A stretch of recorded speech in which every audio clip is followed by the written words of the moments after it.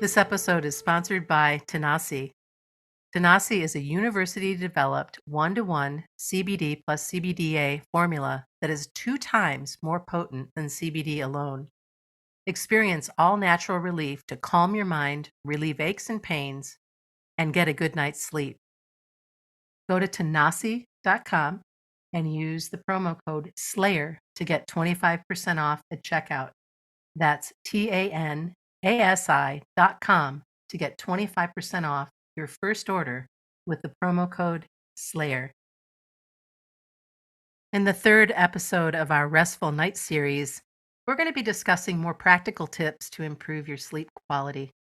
We'll dig into optimizing your sleep environment, how you can establish a relaxing bedtime routine, along with some breathing exercises that will help you relax and unwind before bed. Welcome back, Ananga. Hey, Shan. Let's begin with talking about how we can create and optimize our sleep environment for a good night's rest. Sometimes if we've had a run of poor sleep, it's a great opportunity to look at our environment and see what changes we might make.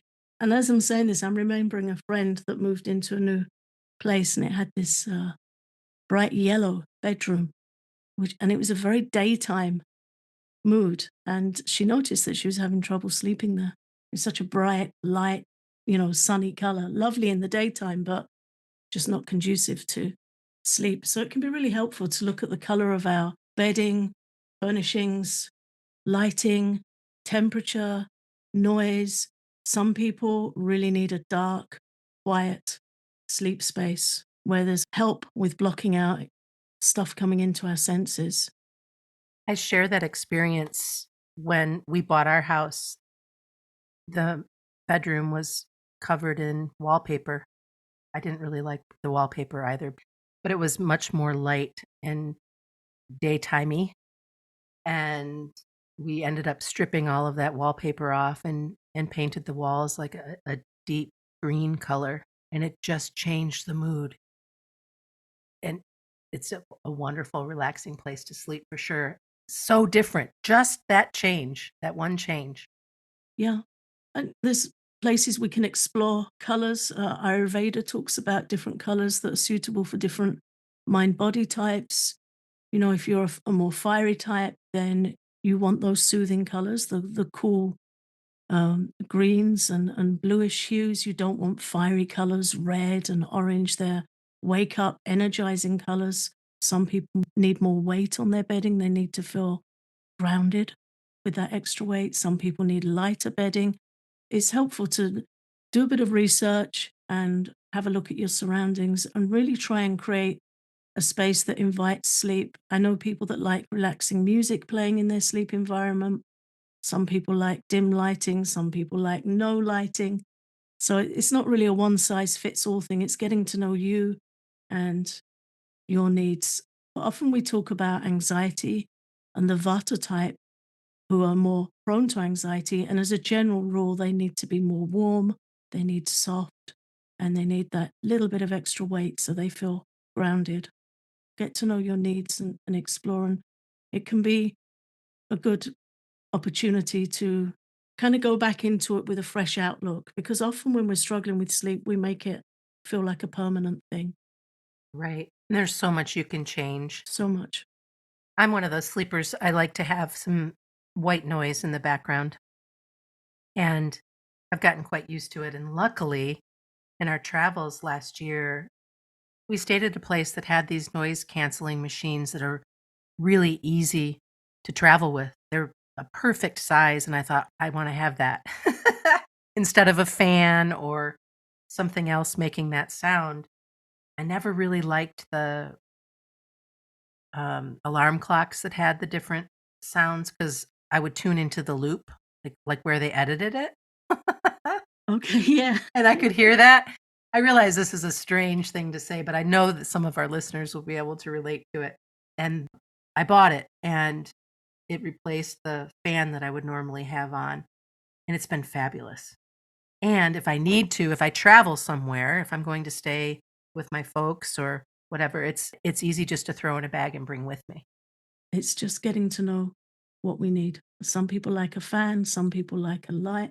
My daughter likes music and light, and I like quiet. I don't mind the light, but I like quiet, really quiet, unless I'm struggling to sleep and I'm choosing to listen to something for a few minutes. But if it's on during the night, it will wake me up if there's something playing in the house. My ears are super sensitive to sound. So, again, just knowing what we need and being willing to experiment with it. We might not get it right first time, and then we might just hit on something like you just shared that really helps. And be sweet with yourself about it because chances are, if you're listening to this podcast, you're a very sensitive being. And so we get to figure out what works for us and how we can soothe ourselves the best way we know how. And once you dial into what works for you, it's such a relief. Yeah, to allow some playfulness and experimentation, not black or white thinking, because that is not helpful for sleep. Let's segue into how we can establish a relaxing bedtime routine. We did cover it a little bit last week, but this week let's dig in a little bit deeper on some of the activities that are so helpful to signal to your body that it's time to wind down. Yeah, and also helpful if we can do them roughly the same time every evening, so it really becomes a routine. Routine helps anxiety. That predictability, that regularity really helps. I have a nice quote here from David Frawley from one of our favorite books that we've discussed at length on Patreon. It's called Ayurveda and the Mind. And he says, rituals are important in psychological treatment because they bring the body and senses of the patient into the healing process. They serve to provide positive impressions to nourish and heal the mind. So, different simple things we can do, like taking a bath in the evening, a warm bath with lavender essential oils or Epsom salts. Lavender's very calming. I've spoken before about receiving guidance from Sebastian Hole, the founder of Pucker Herbs, and he told me years ago that lavender is calming and it helps us feel a sense of trust. It helps us develop a sense of trust, which I thought was a beautiful thing and a beautiful antidote to the spinning mind, because the mind often has those what if thoughts, and if we're settled into trust, we don't have those thoughts so much. So just a really simple thing to do. And I know for many at the moment the weather's hot. In the UK it isn't so hot, so we can still have warm baths, but you can have a cooler bath. It hasn't got to be a hot bath. You can adjust it according to the season. Yeah, and if a bath doesn't work, a shower is fine as well. Yeah, and you can drop some lavender oil in the shower under the running water. You can even add a lavender plant in your bedroom. That's a cute idea. Yeah. Well, and especially this time of year, even to have it in the window.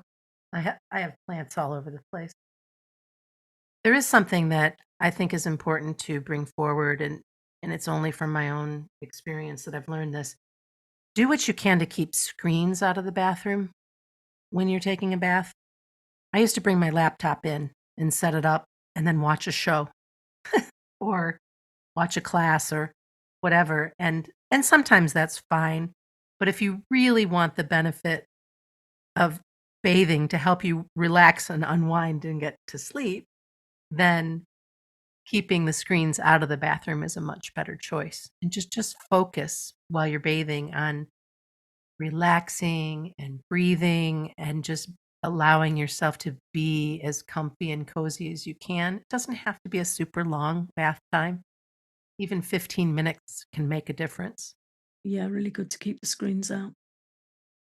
And we certainly cannot talk about routines for sound sleep without covering the potency and beauty of oil massage. It's such a lovely practice. Yeah. There's a teaching in Ayurveda that if we practice full body oil massage, it has a huge impact on our nervous system, a really calming impact, and it can take away so much anxiety just from that practice. It's oil massage is especially helpful for calming the nervous system and inviting sleep. It's also good for our immunity. And there are several ways to do it, from quick and simple to a longer investment of a full body oil massage. Depending on our time that we have available, it might be that on the weekend we may have more time and we can do a full body massage. You can find out more about how to do that on our website. But there's a quick and simple way to use oil, which is to massage some oil into your belly button, into your navel, and onto your temples. Ayurveda teaches that the navel is the seat of Vata, this ethereal energy, beautiful creative energy, but the one that, when it's out of balance, provokes anxiety. So placing oil there helps calm Vata, and in turn, it helps calm anxiety. Very grounding and such a quick and easy thing to do.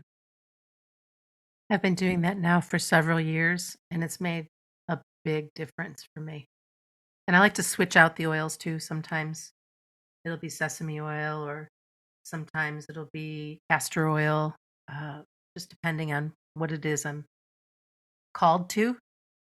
It's so easy, you guys. So quick and it's easy. just an extra sweet addition to oil massage when you don't have time to do a full body massage or what have you. Yeah, and you can add a drop of essential oil, something like frankincense or vetiver, really grounding, calming, anti-anxiety oil, or again, a little lavender if you want to. And then also massage some oil into your temples, just gentle circular movements, just really bring that relaxation to your head and that intention of supporting yourself to settle down into good sleep. Another benefit is massaging the soles of your feet with oil before you go to bed to bring the energy from your mind down into your body. Just be sure that if you are going to oil up, that you put some socks on to make sure that you don't get the oil all over your bed and all over the place. Speaking from somebody who's made a bit of a mess. Yeah, it can ruin your bedding. One way to avoid that happening is to sit on the edge of the bath and massage your feet with oil, and then you can soak in the bath and then use an old towel to remove the excess oil afterwards. If you want to do like a double, a doubly beneficial routine. There are over 7,000 nerve endings in the soles of our feet and many vital energy points as well, including the kidney meridian point is in the center of the soles of our feet. And when we talk about EFT tapping, we share this collarbone tapping point for calming anxiety. That's on the other end of that meridian. So you've got the K27 point, kidney 27 is up by the collarbone, and the source of that meridian is in the center of the soles of the feet. So there are so many benefits to massaging your feet before sleep. Even without oil, oil is always good. But if it feels that it's one of those nights where oil feels like a step too much to deal with, then just massage your feet. And you can use your thumbs and your fingers to just squeeze up and down from your heel up the instep to your big toe and back. That's where the reflexes are for the spine. And give a lot of attention to the soles of your feet where those nerve endings are as well. And you'll find it drains the head energy down, helps slow our thoughts down. It's very relaxing. And it's a good healing practice. It's good for many things. This episode is sponsored by Tanasi, a university developed 1-to-1 CBD plus CBDA formula, 2 times more potent than CBD alone. I had the pleasure of using Tanasi over a month-long period of time, and I really enjoyed using this product. The gummies and the gel capsules are really nice. They have a nice salve as well, and I've used it for help with deep relaxation. I've used it for a sound sleep, and as I mentioned last week, I've used it to soothe aches and pains after a very long road trip. I invite you to try Tanasi. It will help you take the edge off during the day. It will calm your mind down, and it will absolutely help you get a good night's sleep. Experience all natural relief.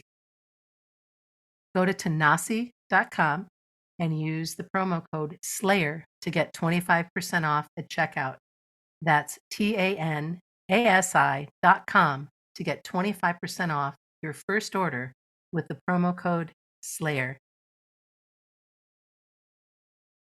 Before the break, we were talking about the beauty and potency of oil massage.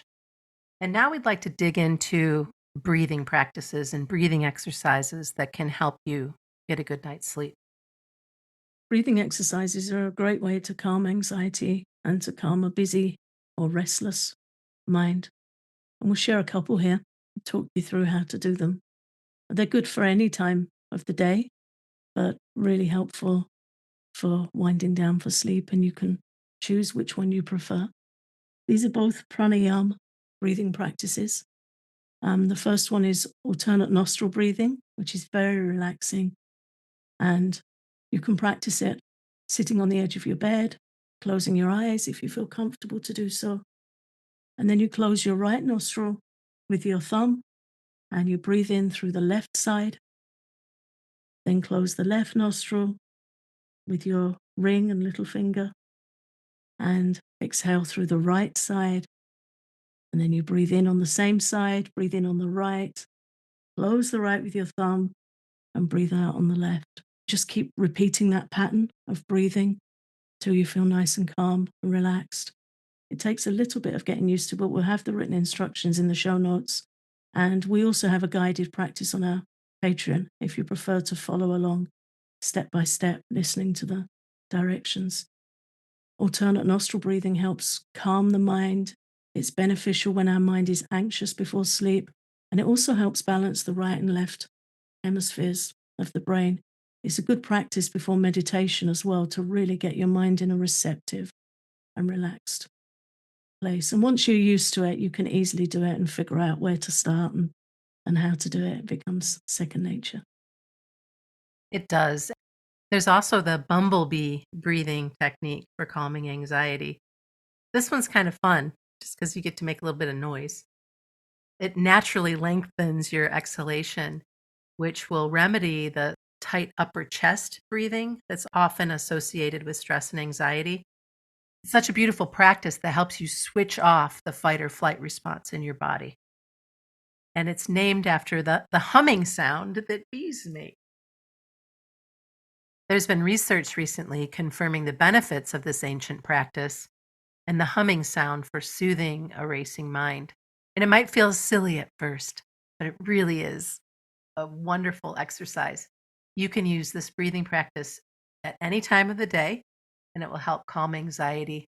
But we really like it for sleep.